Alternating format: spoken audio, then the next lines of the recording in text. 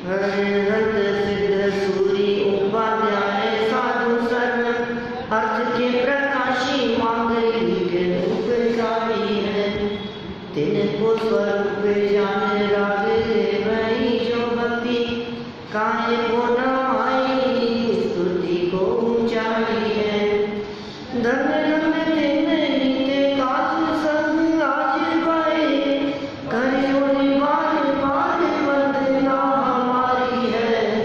मंगल कल्याण सुख ऐसो हम चाहत हैं। ओ मेरी ऐसी दशा जैसी तुम धारी है। ओ मेरी ऐसी दशा जैसी तुम धारी है। ओ मेरी ऐसी दशा जैसी तुम धारी है। 12 पाठमालाओं से शुरू करके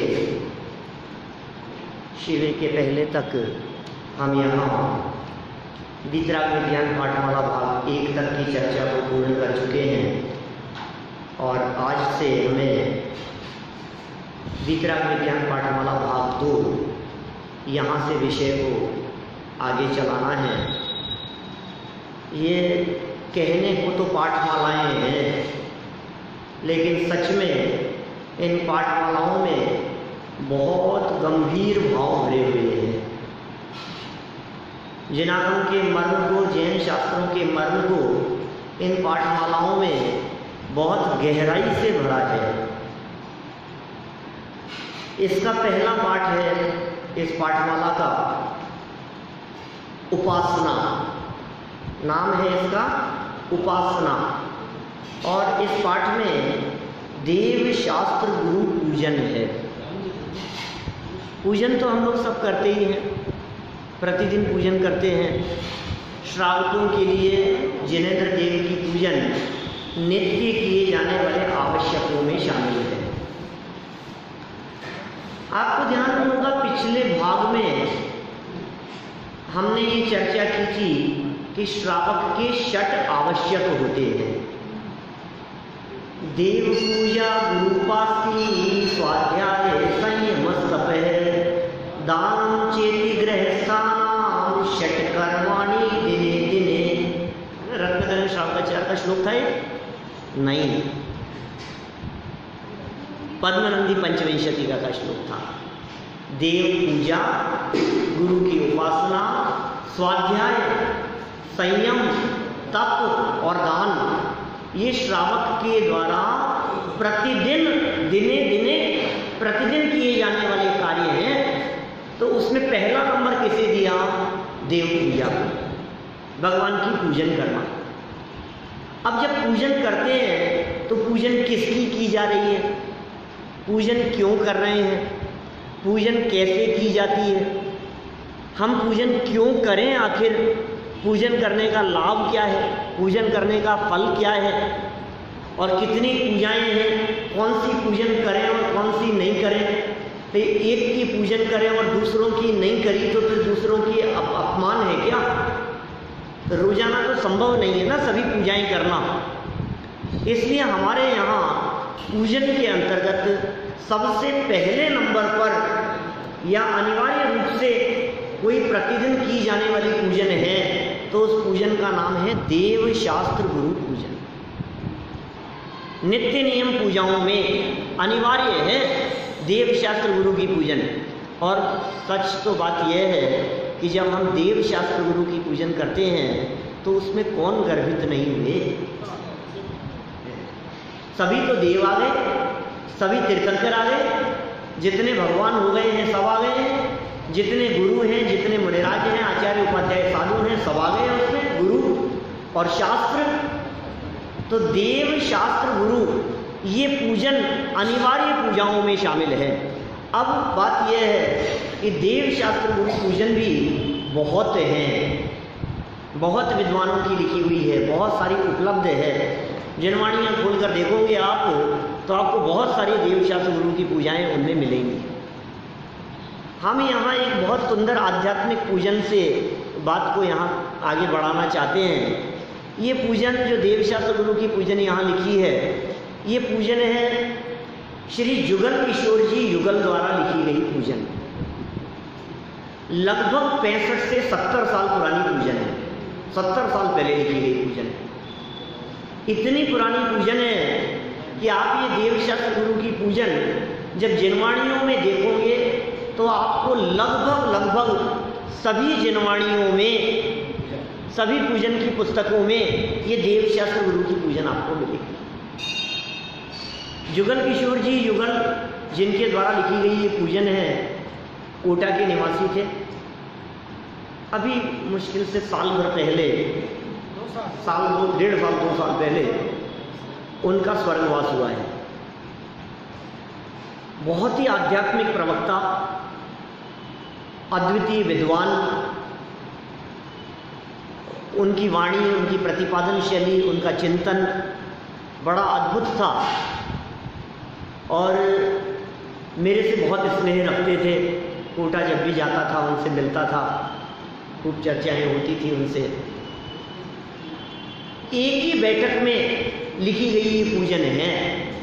आपके द्वारा मात्र 2 पूजाएं लिखी गई, लेकिन उन पूजाओं को जब उठा करके देखते हैं तो कितने गंभीर रहस्य इन पूजाओं में भरे हुए हैं, इसका हमें अंदाजा लगता है। बहुत से लोगों को ये पूजा याद होगी, बहुत से लोगों ने ये पूजाएं कई बार की होगी, जिस देवशस्त्र गुरु पूजन की हम यहाँ बात कर रहे हैं। और कुछ लोग ऐसे भी होंगे जिन्होंने यह पूजा कभी नहीं की होगी। मैं कहना चाहता हूँ आप इस पूजा को एक बार करें, आपका मन करेगा बार बार ये पूजन करने का। आपको लगेगा कि क्या गजब भाव है इसमें। और अभी तो जब अपन इसका अर्थ चलाएंगे ना यहाँ, उसके बाद जब आप ये पूजन करेंगे तो आपके उपयोग की एकाग्रता ही कुछ और होगी, आनंद आएगा उसमें, वो रस वो इसमें झलकता है, भरा है वो रस इसमें। बहुत ज़्यादा दिनों तक हम इस पूजन का अर्थ करते रहें, ऐसा तो मैं नहीं चाहता। छंद तो इस प्रकार के हैं कि एक एक छंद के ऊपर एक एक दिन चर्चा की जाए, 1 महीने इस पूजन की चर्चा हो, इसके अर्थ की चर्चा हो, ऐसी पूजन है। फिर भी मैं चाहता हूँ कि 3 से 4 दिनों में, अधिकतम 3 दिन 4 दिन में अपन इस पूजन को पूरी को ले लें। और इसके लिए थोड़ा सा फास्ट अपने को चलना पड़ेगा। देखिए शुरू करते हैं हम यहाँ। जुगल किशोर जी युगल द्वारा लिखी गई ये पूजन। MA थे वे, साहित्य रत्न थे, कोटा के निवासी थे, विद्वत शिरोमणि थे, आध्यात्मिक प्रवक्ता थे। उनकी वाणी में जो जोश था वो बड़ा अद्भुत था। और 90 वर्ष की उम्र में भी जब कभी हम उनसे जाकर के मिले तब भी मतलब उनकी वाणी में इतना जोश कि अंदर से तो उनको पकड़ करके ला रहे हैं, लेकिन जब बैठ करके चर्चा करना प्रारंभ किया उनके माध्यम से तो 2-2.5 घंटे तक जिस जोश के साथ में, जिस उत्साह के साथ में चर्चा हुई, उसे देख करके लगता है कि यह अंदर का बल शरीर का मोहताज नहीं है। शरीर अलग चीज़ है और अंदर का जो तत्व का बल है और जो पावर है वो कुछ अपूर्व और अद्भुत हुआ करती है। 2005 में एक 10 लक्षण पर्व भी मैंने आप ही के निवेदन पर कोटा में आप ही के सानिध्य में किया, जिसमें स्वास्थ्य खराब होते हुए भी 6 दिन आपकी उपस्थिति रही मेरे प्रवचनों में। और मेरे प्रवचनों के बाद में आपने प्रवचन भी किए, खूब चर्चाएँ होती थी, बड़ा मज़ा आता था उनके साथ में उठना बैठना और चर्चा करना। इन सब में स्थापना का छंद सभी को याद होगा, बहुत सुंदर धुन है, सब साथ में मिलकर के भी बोले तो अच्छा लगेगा। केवल रवि किरणों से जिसका संपूर्ण प्रकाशित है अंतर, उस सृजन वाणी में होता तत्वों का सुंदरतम दर्शन। सदर्शन बोध चरण पथ पर अविरल जो बढ़ते हैं मुनिगण, उन देव परम आगम गुरु को शत शत वंदन, शत शत वंदन। क्या कह रहे हैं? पहली लाइन में देव का स्वरूप बतलाया दूसरी लाइन में शास्त्र का स्वरूप बतलाया, तीसरी लाइन में गुरु का स्वरूप बतलाया, और चौथी लाइन में उन सबको 100 बार नमस्कार किया, वंदन किया। कौन है देव, कैसे होते हैं हमारे देव? भिखारीपन नहीं है, कुछ डिमांड नहीं है, कुछ मांगना नहीं है भगवान से। हमारे देव का स्वरूप क्या है? अरे मैं जिनकी पूजन कर रहा हूँ उनका स्वरूप तो मुझे पता हो कि वे कैसे हैं। जिनकी पूजन करने के लिए आए हैं, जिनके दर्शन करने के लिए आए हैं, जिनको अर्घ समर्पित कर रहे हैं, आपको पता नहीं है आप किसके दर्शन कर रहे हो, आपको पता नहीं है आप किनको अष्टांग नमस्कार कर रहे हैं, आप किनको अर्घ चढ़ा रहे हैं, हम किनकी स्थापना कर रहे हैं, ये व्यक्तित्व कौन है। सच में उनकी महिमा आए बिना उनकी पूजन होती नहीं है। पूजन की नहीं जाती, पूजन होती है, पूजन हो जाती है। पूजन का इतिहास कोई बहुत ज़्यादा पुराना नहीं है। दिगंबर जैन परंपरा में, जैन परंपराओं में यदि आप पूजन के इतिहास की बात देखेंगे तो मुश्किल से 200, 300, 400 साल इससे ज़्यादा पुरानी आपको पूजाएं नहीं मिलेगी। इतिहास ही नहीं है इससे पुराना। ये पूजन की जितनी भी पद्धति है ये तो सब अन्य मत से आई है। अपने यहाँ जैन परंपरा में आज के 1000 साल पहले यदि कोई पूजन की बात करो तो कोई पूजाएं नहीं होती थी। आप 2000 साल पहले जाकर के देखो, 2500 साल पहले कोई पूजाओं की बात ही नहीं थी। हाँ, लेकिन पूजा किसे कहा जाता था? पूजा मतलब गुणानुवाद, जिनके प्रति भगवान का भाव है। हम कहते हैं ना ये तो इनका भक्त है, ये इनका भक्त है, मतलब ये तो इनका पुजारी है। क्या मतलब? उनकी आज्ञा के अनुसार चलता है, उनके निर्देशन में चलता है, इसके हृदय में उनके प्रति अत्यधिक बहुमान है, बस यही पूजा है। गुणेश अनुराग है भक्ति, यही भक्ति है, यही पूजा है, यही स्तुति है। लेकिन कब होती है वो भक्ति, कब होती है वो स्तुति, कब होती है वो पूजा?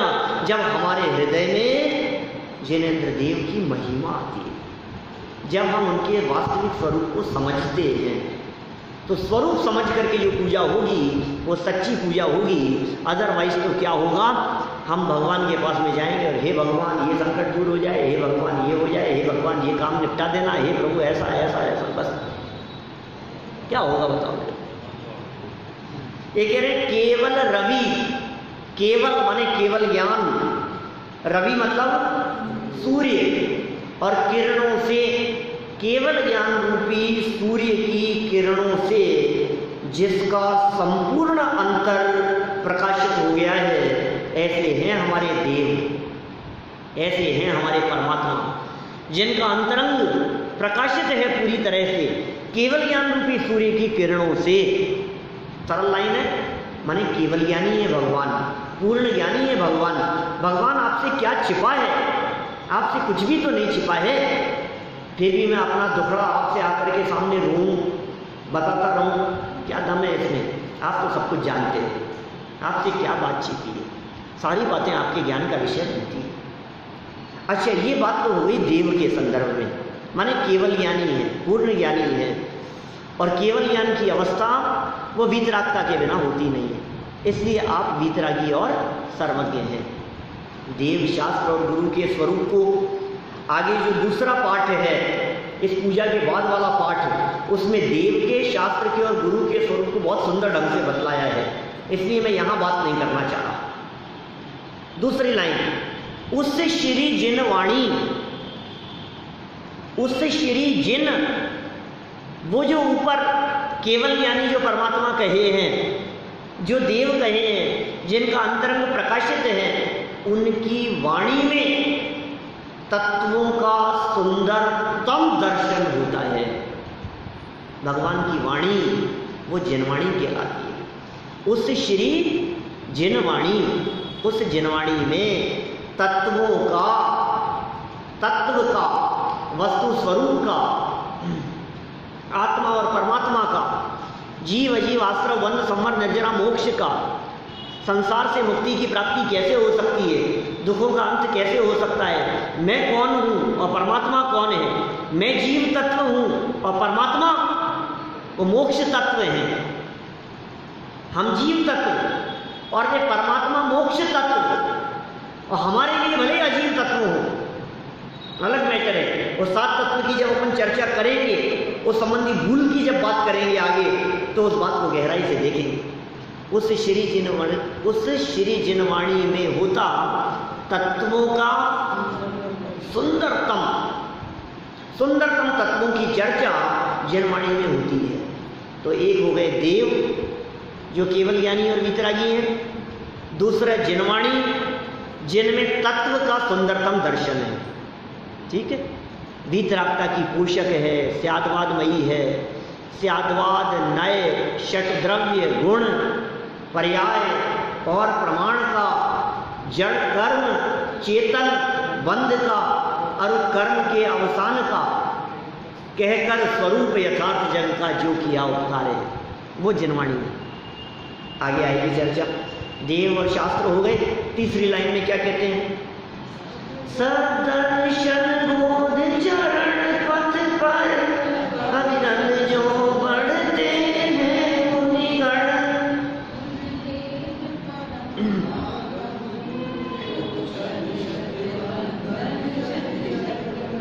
क्या कह रहे हैं? सदर्शन माने सम्यक दर्शन, बोध मतलब ज्ञान और चरण मतलब चारित्र। सदर्शन मतलब सम्यक दर्शन, बोध मतलब ज्ञान और चरण मतलब चारित्र, और सद मतलब सम्यक।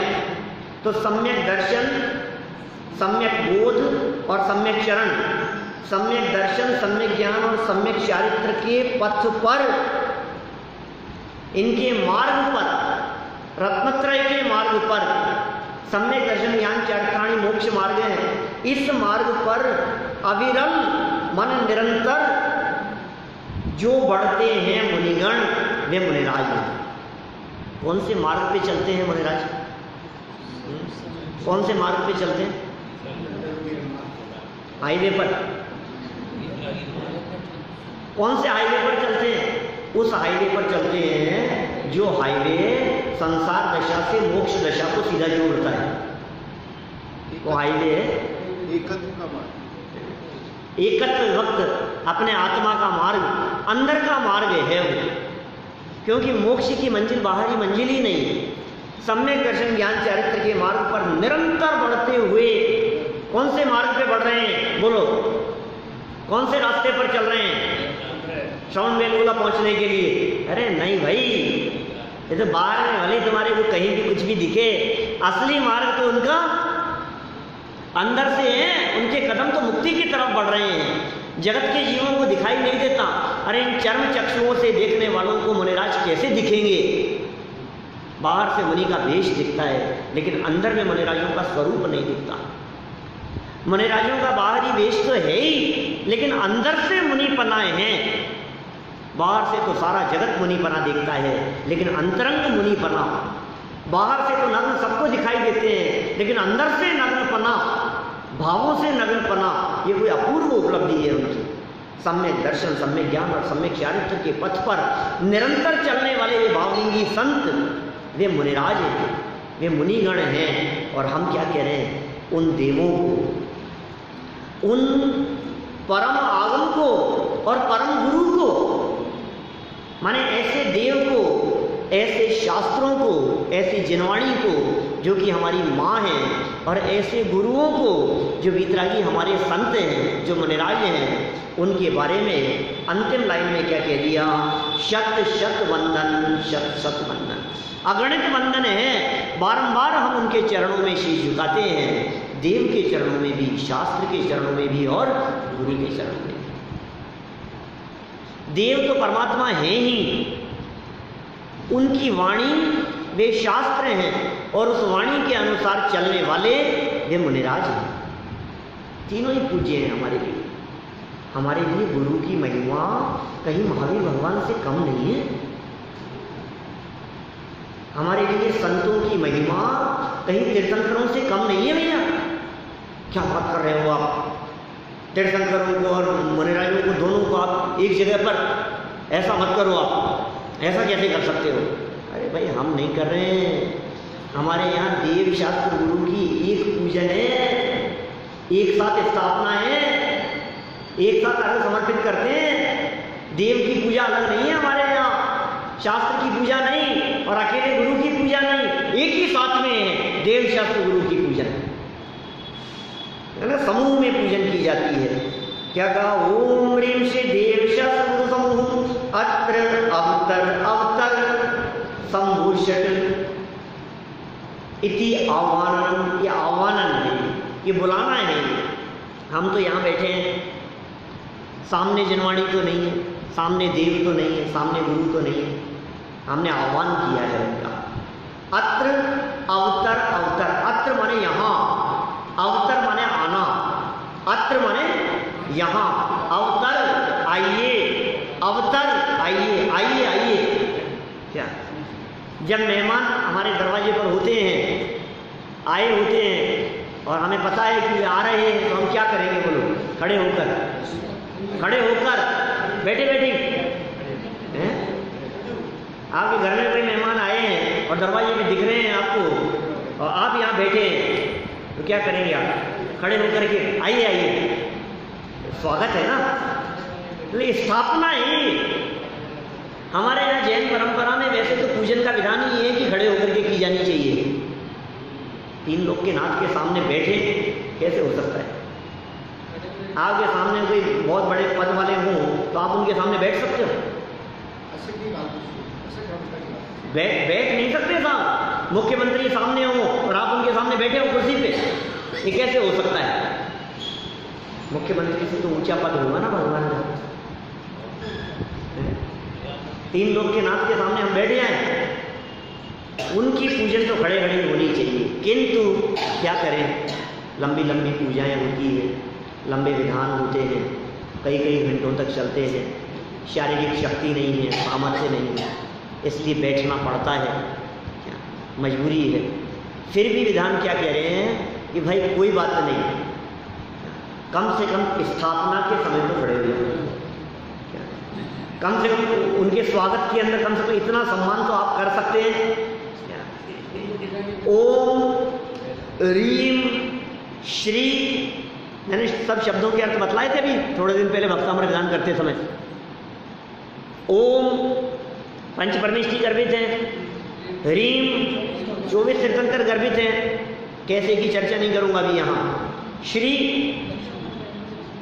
अंतरंग बहिरंग लक्ष्मी से सहित श्री देव शास्त्र गुरु समूह, तीनों को एकत्रित करके अत्र माने यहाँ, अवतर अवतर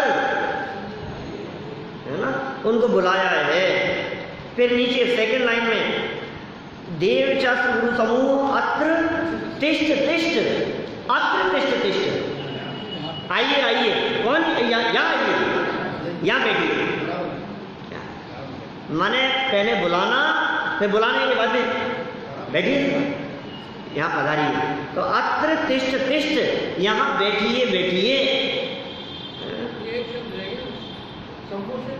ये तो बीजाक्षर कहलाते हैं, कुछ इनके कुछ विशेष अर्थ नहीं है, ये उसके साथ में जुड़ते हैं, है ना। तो अत्र तिष्ठ तिष्ठ, ठहर यहाँ बैठिए।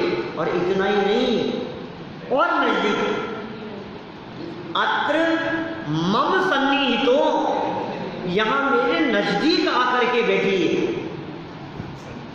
हृदय में विराजो श्री भगवान, है ना। हे भगवान, हम आपको बुला रहे हैं। देखिए सच्ची बात तो यह है कि हमारे भगवान उतर करके तो आते नहीं है। एक बार जो भगवान बन गए, आप कितना भी अत्र अवतर अवतर कहते रहो, वे भगवान तो उतर करके आएंगे। तो फिर क्यों बुला रहे हो? भावना है कि मानो भगवान यही है। पूजन में भावना मुख्य है। तो भावनात्मक दृष्टि से जब हम देखते हैं तो लगता है भगवान कहीं दूर नहीं है, ये भगवान है, यही भगवान है, हमारे निकट भगवान बैठे हैं। आप भक्ति करते समय, आप पूजन करते समय जब ये विचार करके पूजन करेंगे कि यहाँ सामने भगवान बैठे हैं, साक्षात तीर्थंकर परमात्मा मेरे सामने बैठे हुए हैं, तो आपकी भक्ति का उत्साह कितना होगा। और आपको लगे कि भगवान है ही नहीं। अरे भगवान तो छोड़ो, जब आपको मंदिर में भक्ति नहीं दिखती है तो कैसे दर्शन करते हो आप? जब देखने वाला कोई नहीं होता है तब आपकी स्टाइल क्या होती है? तब तो राउंड लगाते हो, ऐसे ही चक्कर लगाते हो। और जब 10-20 लोग आपको देखने वाले होते हैं तो कितना भाव से, जैसे मैं सच्चा भक्त हूँ। मंदिर खाली हो, दोपहर में 1-1:30 बजे 2 बजे आपको दर्शन करने के लिए आना हो, बोलो ट्रेन में सफ़र करते हुए आए हो, दर्शन किए बिना कुछ खाते नहीं हो, दोपहर में 1:30 बजे आप दर्शन करने के लिए आए, तब आपके दर्शन करने की क्या स्टाइल है? बस ठीक है भगवान, सलाम धोखा चल रही है। और जब मंदिर भरा हुआ हो तो आपको क्या लग रहा है? आप भगवान को नहीं देख रहे, आपके मन में चल रहा है कि लोग आपको देख रहे हैं, मैं कैसे दर्शन कर रहा हूँ, लोग मुझे देख रहे हैं। क्या चल रहा है आपके दिमाग में, क्या सोच रहे हो आप? ये कह रहे हैं जब आपने स्थापना का छंद बोला है तो उस स्थापना के माध्यम से आपने अपने भावों में, आपने अपने परिणामों में उन 3 लोक के नाथ को वहां से उतारकर अपने भावों के माध्यम से आपके सामने बुला लिया, आपके नजदीक बुला लिया। अब भगवान सामने बैठे हुए हैं, जब भगवान सामने बैठे हुए हो तो आपकी दृष्टि इधर उधर नहीं जा सकती, हटे कैसे दृष्टि वहां से? दृष्ट्वा भवन्त मनिमेष विलोकनीयं नान्यत्र तोषमुपयाति जनस्य चक्षु। आपको देख करके दृष्टि हट नहीं सकती है, पलक झपकना भी डिस्टर्बेंस लगता है, कैसे हो सकता है भगवान ऐसा? इसलिए अत्र मम सन्निहितो, यहाँ अत्यंत नजदीक मेरे पास में आ जाओ, भव भव, और मेरे नजदीक में बने रहो। ऐसी भावना पूर्वक हमने यहाँ सबसे पहले देव, शास्त्र और गुरु इनकी सामूहिक रूप से स्थापना की। इस स्थापना के माध्यम से वे देव, वे शास्त्र और वे गुरु हमारे अत्यंत निकट आ गए, अत्यंत निकट का संपर्क हो गया उनसे। देखिए, ये स्थापना इस बात को भी सूचित कर रही है कि अब दूसरा विकल्प नहीं आना चाहिए। ये स्थापना इस बात को भी सूचित कर रही है कि वह आपके दिमाग में विषय विषय की बातें नहीं आनी चाहिए, क्योंकि परमात्मा आकर के बैठ गए हैं। जब बहुत बड़े व्यक्तित्व कोई आपके घर में आकर के बैठ जाएं, वो आकर के बैठ जाएं और आप दूसरे काम करते रहें, ऐसा होता है? आप बैठो साहब, मैं आता हूँ, दूसरा काम करता हूँ मैं, वो अकेले बैठे रहेंगे क्या? हम उन्हें छोड़कर कहीं ना जाएं, इसका मतलब हम परमात्मा को छोड़कर हमारा उपयोग अब कहीं भी बाहर में ना जाए, इस बात की सूचक है ये स्थापना। स्थापित कर दिया है उनको हमने यहाँ बुला लिया है, और जब स्थापना हो गई है फिर की जाती है पूजन। अभी तो वे आए हैं, अब उनकी होगी आओ भगत, क्या? अब उनका होगा सम्मान, अब उनका होगा गुणानुवाद, क्या? अब सच्ची भक्ति हमारे हृदय से उनके प्रति उठेगी। किस प्रकार से? तो सिर्फ परिणामों की स्थिरता के लिए अवलंबन स्वरूप 8 द्रव्यों को आधार बनाकर भगवान की पूजन की जाती है।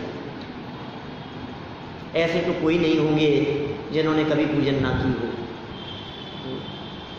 8 द्रव्यों के नाम सबको याद है ना? सबसे पहले पूजन जल से पूजन। जल क्यों चढ़ाते हैं? जल क्या जरूरत है जल चढ़ाने की? जल किस बात का सूचक है? जल किस बात का प्रतीक है? और क्या होगा जल चढ़ाने से? बहुत सुंदर चर्चा इन्होंने यहाँ जल के संदर्भ में की है। हम यहाँ से छंद पढ़ते हैं, फिर जलादि की उपयोगिता के संदर्भ में भी चर्चा करेंगे। जल, चंदन, अक्षत, पुष्प, नैवेद्य, दीप, धूप और फल, इन सब की क्या उपयोगिता है, इनकी सार्थकता किस बात में है और ये किस बात के प्रतीक हैं। क्योंकि यहाँ तो सिर्फ एक पूजन है, देव शास्त्र गुरु की पूजन, एक ही पूजन है ना यहाँ तो अब एक पूजन के माध्यम से हम वो स्वरूप समझ लेंगे जो कोई भी पूजन करो, फिर चाहे महावीर भगवान की पूजन करो, चाहे 24 तीर्थंकरों की पूजन करो, चाहे नंदीश्वर जी की पूजन करो, चाहे आकर्षण चचालयों की पूजन करो, चाहे सिद्ध पूजन करो, चाहे कोई भी पूजन करो आप, लेकिन जब आप पूजन करेंगे तो जल तो सबसे पहले चढ़ाएंगे। हमारी बॉडी पे 97% जल है। क्या था? हमारी बॉडी पे 97% जल है, 3% हमारी बॉडी में, हाँ 3% की सॉलिडिटी। मेरे को एग्जैक्ट पता नहीं है, लेकिन 75% तो सुना है मैंने। आप 97% कह रहे हैं। आप कोई भी जो डेड बॉडी होती है, हाँ, शमशान में आता है तो कितने सी मिट्टी रह जाती है? वही तो सॉलिडिटी है बाकी सब। ठीक बात। तो पानी जल तत्व ज़्यादा है हमारे शरीर में भी, वो अलग चीज़ है। यहाँ तो जल किस बात का प्रतीक है? जल निर्मलता का प्रतीक है। पानी किसी भी चीज़ को धो देने का प्रतीक है।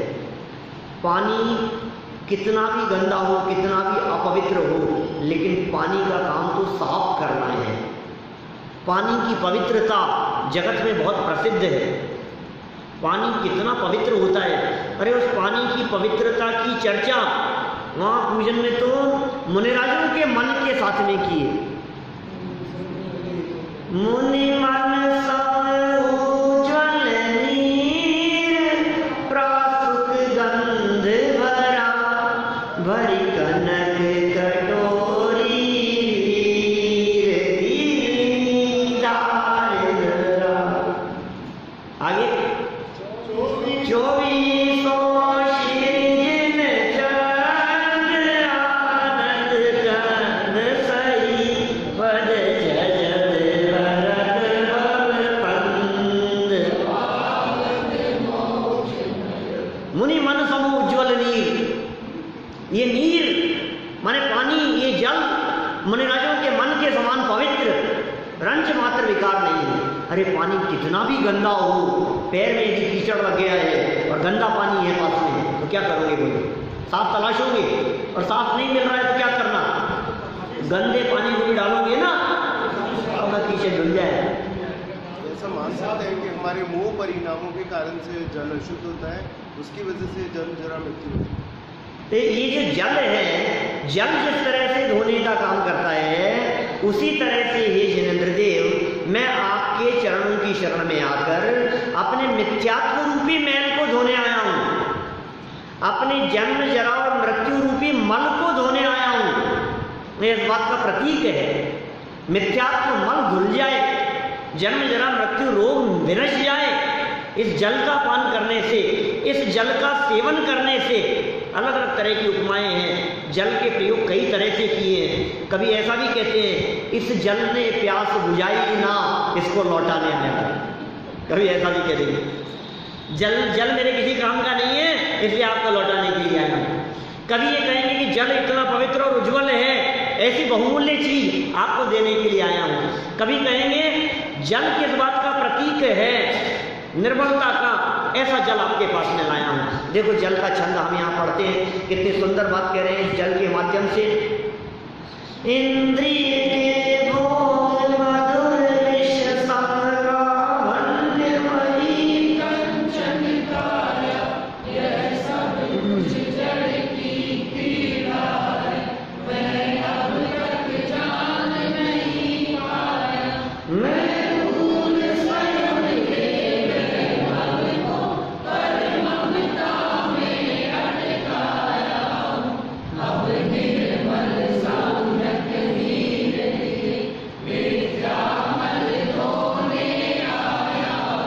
क्या कह रहे हैं? देखो यहाँ इंद्रियों के भोग, पांचों इंद्रियों के भोग, स्पर्शन इंद्रिय, रसना घ्राण चक्षु कर्णेंद्रिय के भोग, ये कैसे हैं? बहुत मजा आता है, बहुत मीठे लगते हैं, बहुत मधुर है। क्या जब इनको भोगते हैं तब तो आनंद ही कुछ अपूर्व होता है, मजा आता है सब।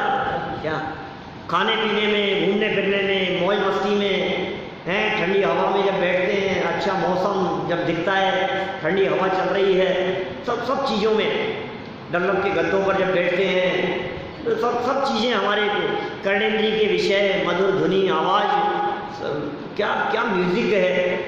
तो ये जो हमारे को लग रहे हैं पांचों इंद्रियों के भोग, इनके बारे में क्या कह रहे हैं? इंद्रिय के भोग मधुर विष।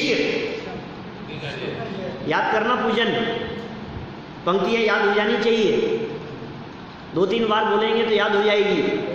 और बदल बदल करके किया करो पूजन। एक बार मैंने कही थी आपसे बात, क्या रोजाना एक ही एक पूजन नहीं, रोज पूजन अलग अलग, मजा आएगा आपको, उपयोग लगा रहेगा उसके साथ में। इंद्रिय के भोग मधुर विष सम मतलब समान, विष मतलब जहर, मधुर मतलब मीठा। आहा, मजा आ रहा है, मजा आ रहा है, मजा आ रहा है, मरेगा तुझे, मजा आ रहा है तुझे लग रहा है अरे क्या स्वाद है, क्या सत्य, तो उसके रस में अटक रहा है, तुझे पता नहीं है इसका रिजल्ट क्या होगा। अच्छा, जहर खाना हो तो कड़वा खाना कि मीठा खाना? कड़वा जहर और मीठा जहर दोनों में कौन सा अच्छा है?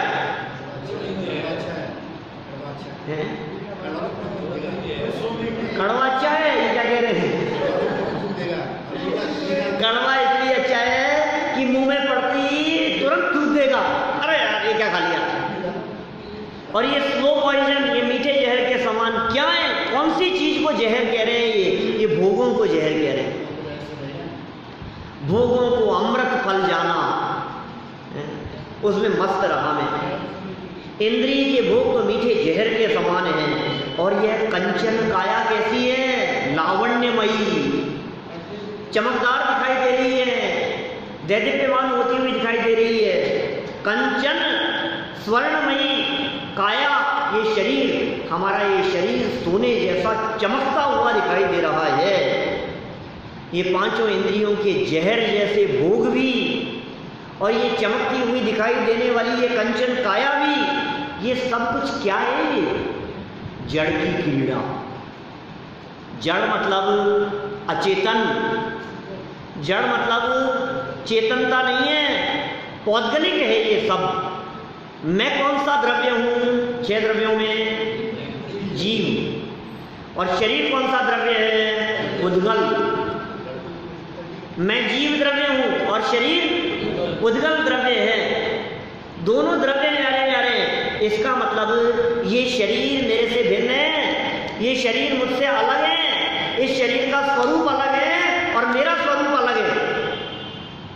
ये पांचों इंद्रियों के भोग ये अचेतन है, ये जड़ है, ये नीरस है। मैं अब तक जान नहीं पाया। यह सब कुछ जड़ की क्रीड़ा है, मैं अब तक जान नहीं पाया। मैं इसको चेतन समझ रहा था, मैं इसमें सुख समझ रहा था। जड़ किसे कहते हैं? जिसमें सुख नहीं होता। जड़ किसका नाम है? जिसमें ज्ञान नहीं होता, जिसमें दर्शन नहीं होता, जिसमें सुख नहीं होता, जिसमें चारित्र नहीं होता, वो सब क्या है? जड़ है। चेतन में ज्ञान दर्शन सुख वीर्य आदि गुण है। मुझ में ज्ञान दर्शन आदि है, इस जड़ में कुछ नहीं। 2 लाइनें हो गई, याद हुई 2 लाइनें? बोलो देखें। इंद्रिय के भोग मधुर विष सम लावण्यमयी कंचन काया, यह सब कुछ जड़ की क्रीड़ा है, मैं अब तक जान नहीं पाया। जड़ की क्रीड़ा, क्रीड़ा मतलब होता है खेल। ये किसका खेल है? उद्गल का खेल है। इस पे मेरी चलती नहीं है, मैं इससे भिन्न हूं। अच्छा, मैं यदि इससे भिन्न हूं तो मैं कौन हूं? मेरा क्या स्वरूप है? ये कह रहे हैं यहां, मैं भूल स्वयं के वैभव को, पर ममता में अटकाया हूं। अब निर्मल सम्यक नीर लिए मिथ्यामल रोने आया हूं। क्या कह रहे हैं? मैं भूल स्वयं के वैभव को, अपना वैभव तो भूल गया और क्या हुआ? पर के वैभव में अटक गया, पर की ममता में अटक गया, जड़ की ममता में अटक गया, अचेतन पदार्थों पर मुग्ध हो गया। क्या? जो अचेतन थे, कंकड़ पत्थर पर मुग्ध हुआ, चैतन्य खजाना भूल गया। मैं भूल स्वयं के वैभव को। अपना वैभव कौन सा है? अपनी संपत्ति कौन सी है? अपनी संपदा कौन सी है? मुझ में रहने वाले मेरे गुण वो मेरी संपदा है। ज्ञान मेरी संपदा है, ज्ञान मेरा सौंदर्य है, चारित्र मेरा सौंदर्य है, ज्ञान दर्शन सुख वीर्य आदि अनंत गुण ये मेरी संपदा है। उसको तो भूल गया, अपने वैभव को तो भूल गया। और क्या हुआ? कंकड़ पत्थर पर मुग्ध हुआ, चैतन्य खजाना भूल गया। भूल गया अपने चैतन्य के खजाने को, भूल गया अपने स्वरूप को। और कंकड़ पत्थर पर, अरे साहब क्या बात कर रहे हो आप? प्रीशियस स्टोन से भले प्रीशियस हो, है तो स्टोन, है तो पत्थर। क्या आपने थोड़ा इंग्लिश में कह दिया तो बात बदल गई क्या? हिंदी में कहो उसको तो क्या कहोगे? चमकदार पत्थर, थोड़े मूल्यवान पत्थर। क्या चीज है? काहे के मुग्ध हो रहे हो आप? डायमंड सेट, डायमंड सेट है, पत्थर का, पत्थर का। उंगली तो हंसती है। क्या उंगली हंसती है? अरे ना मैं उंगली हूं, ना मैं उंगली में पहनने वाला हूं, मैं अलग तत्व हूं, एक विकल्प करता है, पर ममता में अटकाया हूं। ये जो ममता है, पर के प्रति की जो ममता है, ये मेरा दोष था, ये मेरा अपराध था। इसलिए क्या कह रहे हैं? अब निर्मल सम्यक नीर लिए मिथ्यामल धोने आया हूं। अब निर्मल, परम पवित्र, सम्यक रूपी जल, सम्यक दर्शन, सम्यक ज्ञान, सम्यक चारित्र रूपी जल, रत्नत्र रूपी जल, ये लेकर, ये साथ में लेकर के, क्योंकि यही एकमात्र ऐसा जल है जिससे मिथ्यात्व रूपी मैल धुल जाएगा। मिथ्या मल धोने आया हूं। सच सच बताना, तुम क्यों आए हो भगवान के सामने? क्यों आए हो? मंदिर क्यों आए हो? भगवान दर्शन करने के लिए आए। सच सच बताओ क्यों आए हो? एक भक्त का प्रयोजन क्या होता है भगवान के पास में आने का? कई बार पूछ लेते हैं, बचपन में पूछते थे लोग, आस पड़ोस वाले, मंदिर में क्यों जाते हो? क्या देते हैं भगवान? क्या मांग करके आए भगवान से? हम कहते थे हमारे भगवान कुछ नहीं देते, हाथ पे हाथ धर के बैठे हैं। जब भगवान हाथ पे हाथ धर के बैठे हैं तो क्यों जाते हो भगवान के पास में? ये बतलाओ, क्यों आए हो? भगवान ही सामने से एक बार प्रकट हो जाए मान लो और पूछे, बोल क्यों आया है? रोज रोज आता है यहाँ पर, क्यों आया है तू? बात तो बता। कि भगवान थोड़ी सी घर में समस्याएं चल रही है, थोड़ी सी निपट जाए। कि तुझे पता नहीं है कि मैं वितरागी हूँ, कुछ नहीं करता हूँ? ओह सॉरी सॉरी आप तो कुछ नहीं करते, मुझे तो पता ही नहीं था। अब बता क्यों आया है? तुझे पता नहीं है ये काम तो मैं कर नहीं सकता हूँ, और बता कैसे आना हुआ? फिर तो क्या है, फिर तो फालतू ही आ गया, बाहर से निकल रहा था गलती से आ गया। अरे नहीं भाई, मिथ्यामल धोने आया हूं। हे भगवान, आपके चरणों की शरण में मैं मिथ्यात्व रूपी मैल को धोने के लिए आया हूं। जब दृष्टि पड़ी प्रभु जी तुम पर, मुझको स्वभाव का भान हुआ। आपको देखता हूं तो मुझे अपने स्वभाव का भान होता है, आपको देखता हूं तो आप जैसा बनने की भावना अंदर से जागृत होती है। मैं इसलिए आपके चरणों की शरण में आया हूं। मिथ्यामल कैसे? सम्यक पूर्वक इस मिथ्यात्व रूपी मैल को धोने की भावना से, हे जिनेंद्र देव, मैं आपके चरणों की शरण में आया हूं। एक और पूजन में कहते हैं, पंच परमेश के पूजन में, मैं तो अनादि से रोगी हूं, उपचार कराने आया हूं। क्यों आया हूं? हमें कुछ पता नहीं है क्यों आ गए हैं, तीर्थ क्षेत्रों की वंदना क्यों कर रहे हैं, भगवान के चरणों की शरण में क्यों आए हैं, ये क्यों आया हूं, उस बात को इन्होंने यहां बतला दिया। क्या करने के लिए आया हूं? आगे के चंद में चंदन चढ़ा करके कहेंगे क्या करने के लिए आया हूं, चंदों में किस तरह के प्रयोग किए गए हैं। तो जल का प्रयोजन क्या है? निर्मलता का प्रतीक, मिथ्यात्व रूपी मैल को धो देने का प्रतीक। ये जल आपके चरणों में समर्पित करने के लिए आया हूं। ओम ह्रीं श्री देव शास्त्र गुरुभ्यो मिथ्यात्व मल विनाशनाय जलम निर्वपाणिति स्वाहा। मंत्र है, जन्म जन्म मृत्यु विनाशनाय भी कह सकते हो, एक ही बात। प्रसिद्ध है सारी पूजाओं में, मंत्र सब जगह पर एक जैसे होते हैं। देखो छंद कुछ भी हो, मंत्र एक जैसा है। प्रश्न ये है कि जन्म जरा मृत्यु से जल का क्या संबंध? जन्म जरा मृत्यु से जल का संबंध क्या है? जन्म जरा मृत्यु रोग है और जल रोग को दूर करने का प्रतीक है। क्या जितनी बीमारियां होती है उन बीमारियों में जल की कमी बहुत बड़ा हेतु है और जल की विकृति भी बहुत बड़ा हेतु है। तो रोग का कारण है विकृत जल और सम्यक जल, ये निरोगी होने का सूचक है। और मैं रोगी हूं और आपके चरणों की शरण में आया हूं और उसकी प्रतीक स्वरूप ये जल आपके चरणों में समर्पित है।